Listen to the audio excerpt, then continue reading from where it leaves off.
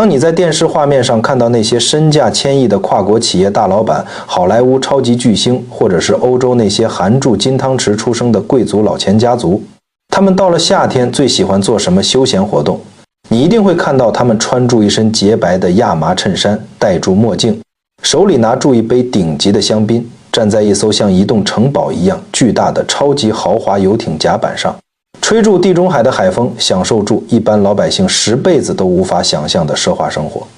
看出这种画面，我们很多台湾人大概都会在心里酸溜溜地想，这就是万恶的资本主义，这就是洋人的玩意儿。那些游艇看起来那么漂亮，那么流线，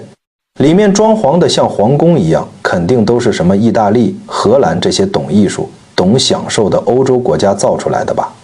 我们台湾人每天单死呲活都在爆肝加班，四周虽然都是海，但我们连踏上游艇的机会都没有。这种顶级奢华的玩具，跟我们台湾这个苦命的打工岛，应该是八竿子打不住的关系。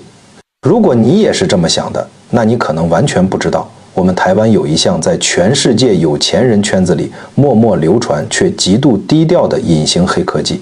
如果你有机会走到那些超级富豪的游艇上去，走到那艘船最核心的驾驶舱，或者翻开那厚重的引擎式金属盖板，你会在最不起眼的角落里看到一块闪闪发光的金属名牌，上面用英文字母清清楚楚地刻住几个字，叫做台湾制造。这绝对不是开玩笑。摊开全球超级游艇的制造订单排行榜，我们台湾，一个在地图上小到快看不见的岛屿，竟然在80飞以上的巨型豪华游艇制造量上稳居亚洲第一，并且把一大票欧洲老牌造船强国踩在脚下，常年霸占全球第4名的宝座。我们的高雄不是只有载满货柜的大船，也不是只有充满鱼腥味的远洋渔船。在高雄港那些看起来灰扑扑、没有挂什么花俏招牌的铁皮厂房里，藏住的是一台又一台专门吸走全世界富豪口袋里大把美金的超级印钞机。要了解这件事情有多么不可思议，我们必须先弄清楚什么叫做超级豪华游艇。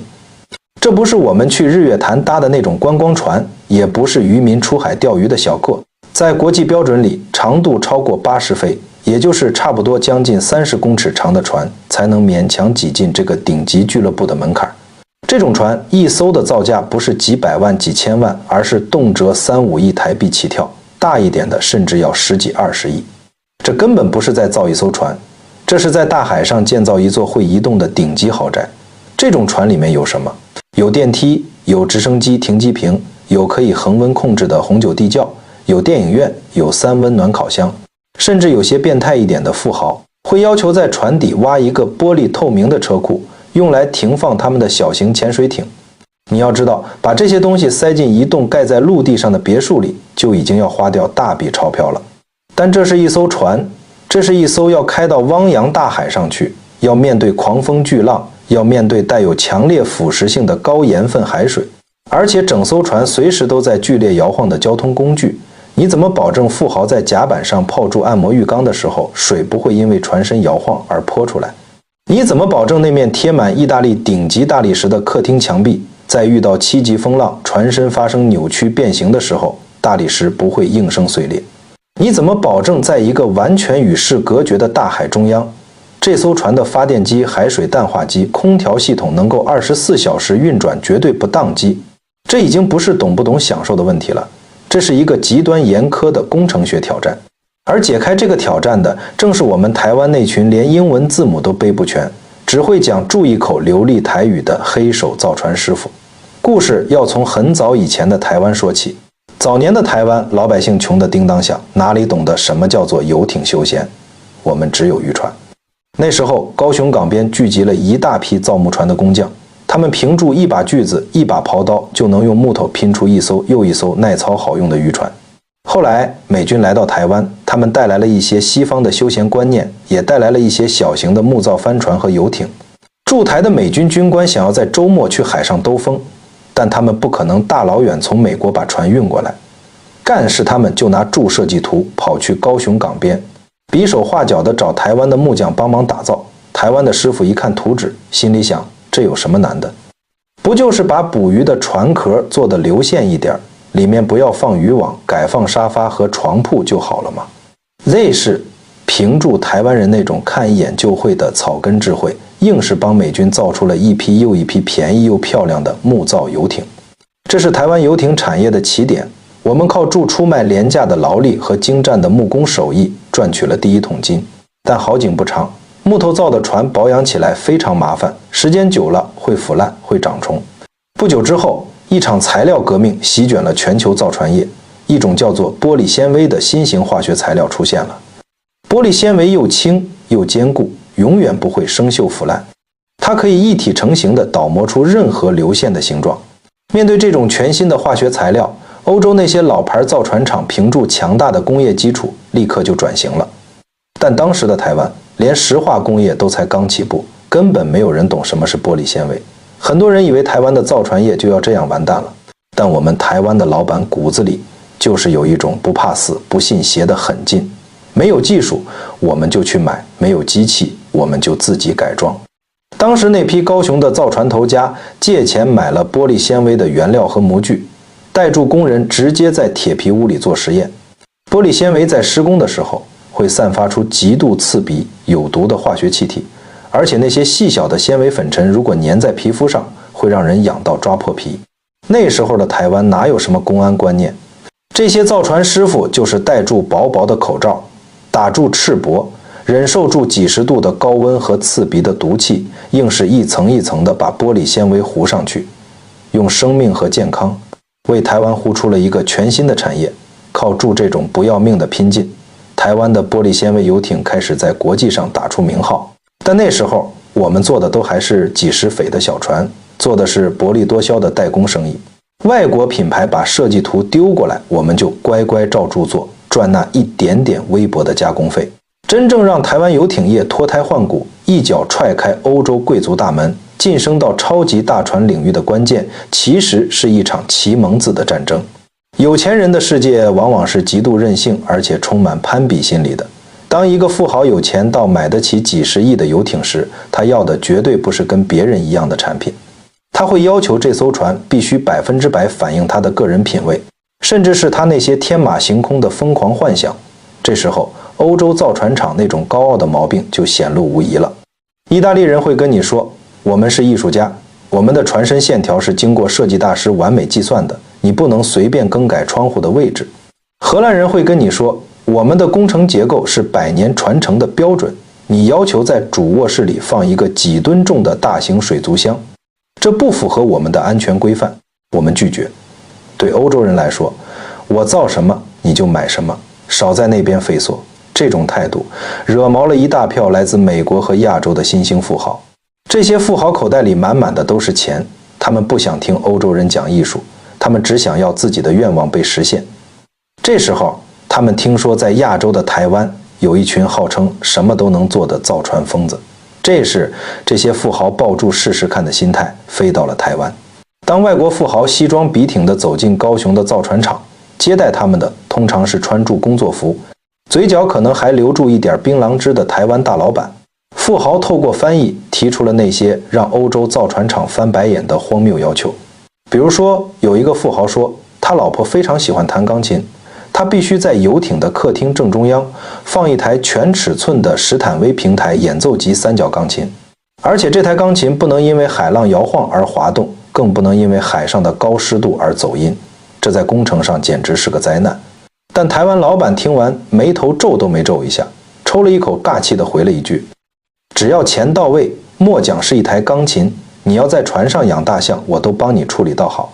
这不是吹牛，这是台湾人变态级的弹性与整合能力。要放钢琴没问题。台湾的造船工程师立刻去找了台湾专门做精密避震系统的厂商，设计了一套有油压阻尼的隐形底座，把钢琴死死地钉在甲板下方的结构梁上，不管船怎么摇，钢琴稳如泰山，怕潮湿走音，小事一桩。工程师在钢琴周围的舱壁里拉了独立的恒温恒湿空调管线，24小时监控湿度。台湾老板甚至还派人去把钢琴的木头外壳拆下来，交给厂里最顶级的烤漆师傅，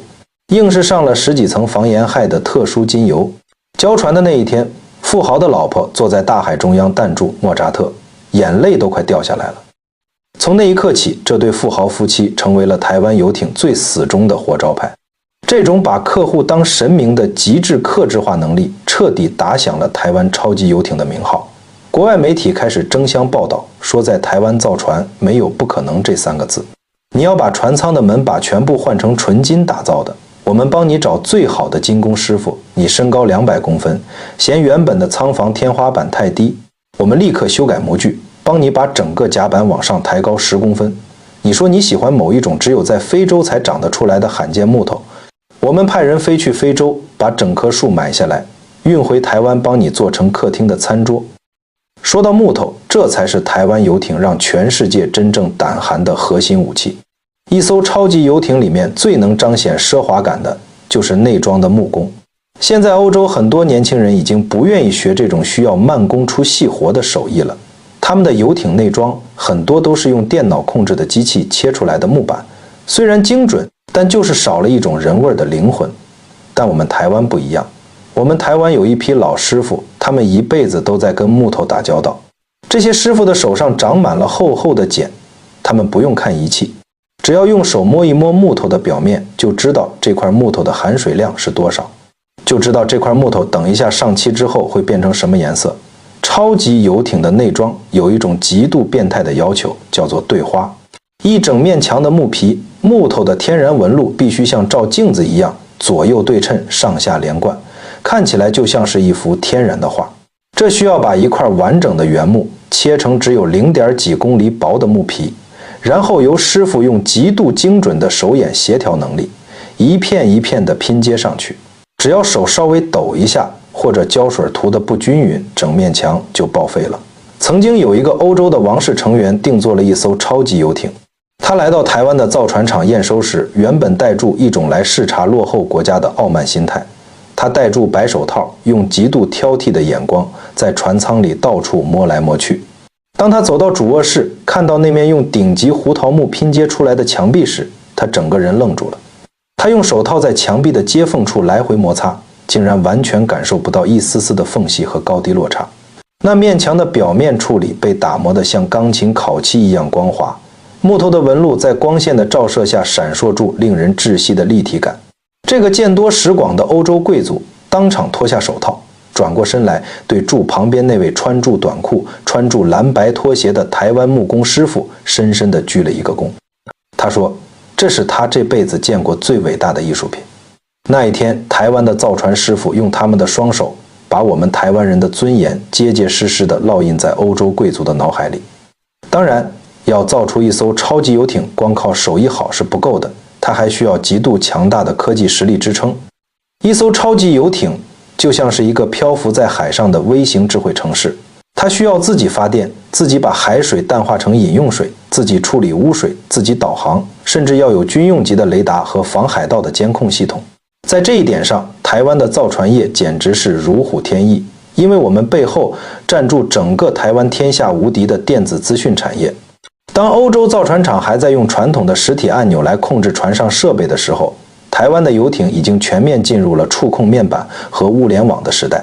富豪们只要拿住一台 iPad， 不管它是在船上的哪个角落，只要手指轻轻一滑，客厅的电动窗帘就会缓缓拉开，隐藏在天花板里的电视会降下来，冷气会自动调到他最喜欢的温度，连酒柜里的灯光都会变成浪漫的蓝色。这背后复杂的电路设计、信号传输、软体编程，全都是台湾电子工程师的杰作。我们把做晶片、做电脑的那套极致整合能力搬到了大海上，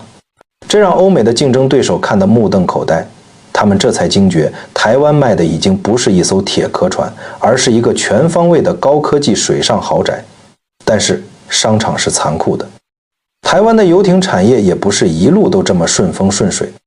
我们也经历过差点全军覆没的黑暗时期。就在台湾游艇业发展的最辉煌的时候，一场突如其来的全球金融海啸爆发了。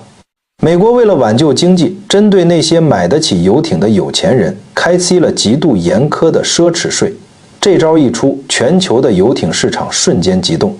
昨天还在跟你称兄道弟抢注下订单的富豪，今天电话就打不通了，甚至连定金都不要了，直接弃单。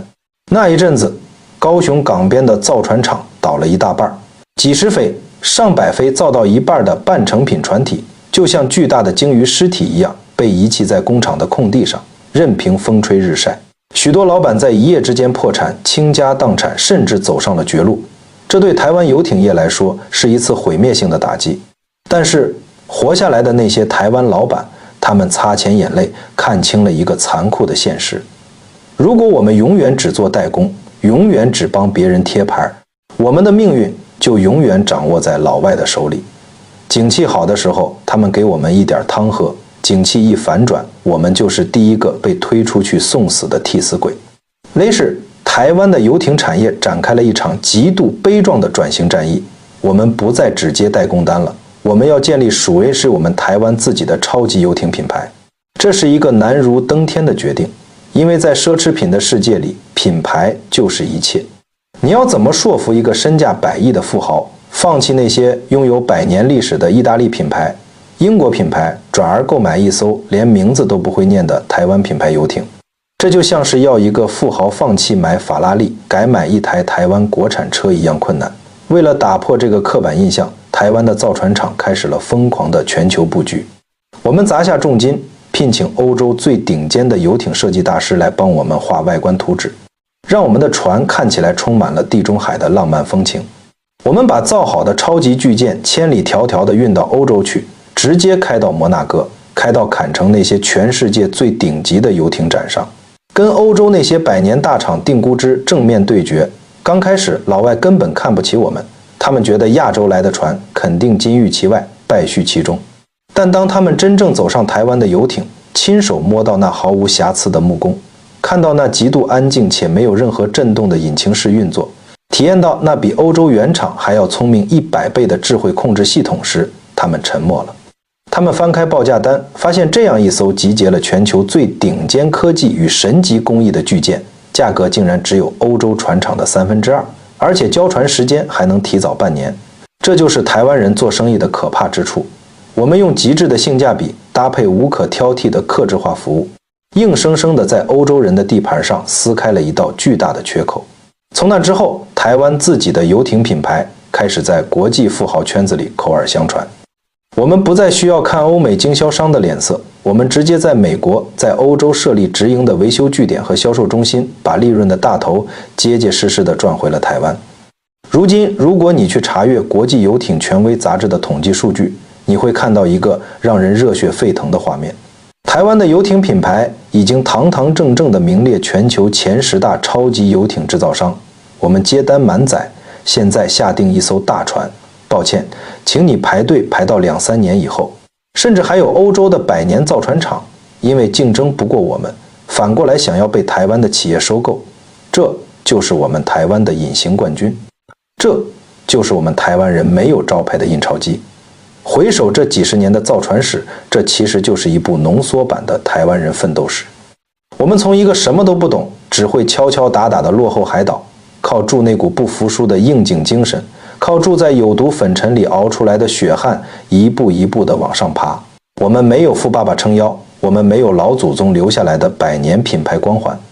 我们有的是那双长满厚茧的手，有的是那颗永远想住怎么解决问题的脑袋，还有一种别人做不到，我偏要做给你看看的草根傲骨。我们很多台湾老百姓可能这辈子都没有机会拥有一艘属雷自己的豪华游艇，但每一次当你在电视上、在网络上看到那些外国富豪不可一世地站在豪华游艇上炫富的时候，你不用觉得自卑，更不用觉得羡慕，